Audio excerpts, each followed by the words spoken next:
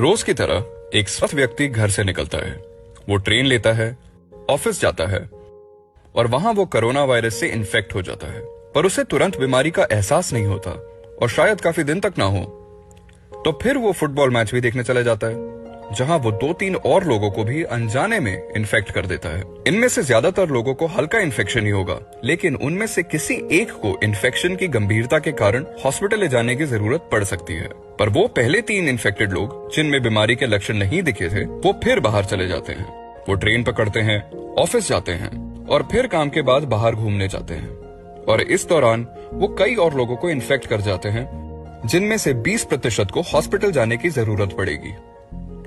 कुछ ही समय में इस वजह हॉस्पिटल जाने वालों की संख्या बढ़ जाएगी और फिर हॉस्पिटल भर जाने के कारण देश में संकट का आरंभ होगा। कोरोना वायरस के गंभीर मरीजों का समय पर इलाज नहीं हो पाएगा और उनमें से कुछ जो बचाए जा सकते थे वो मर जाएंगे।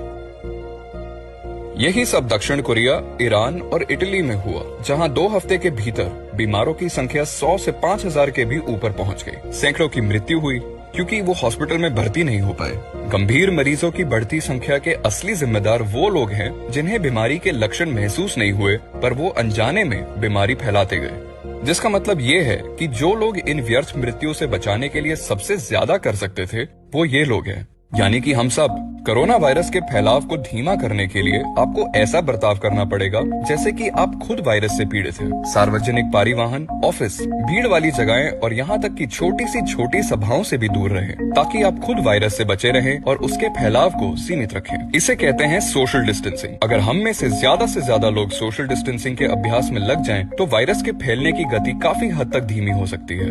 कुछ समय बाद कई लोग फिर भी वायरस से इन्फेक्ट होंगे, लेकिन दिन ब दिन गंभीर केसेस कम होते रहेंगे, जिससे कि स्वास्थ्य सुविधाओं पर बोझ असहनीय नहीं होगा और इस वजह कम लोगों की मृत्यु होगी। कोरोना वायरस महामारी के ये 2 पारदृश्य हैं, पर ये वाला संभव सिर्फ तभी है अगर सब लोग अपनी जिम्मेदारी निभाएं, और इसलिए एक्सपर्ट्स जनता से आग्रह करते हैं कि वो ज्यादा से ज्यादा घर पर रहें और सोशल डिस्टेंसिंग का पालन करते हुए कोरोना वायरस का फैलाव कम करें।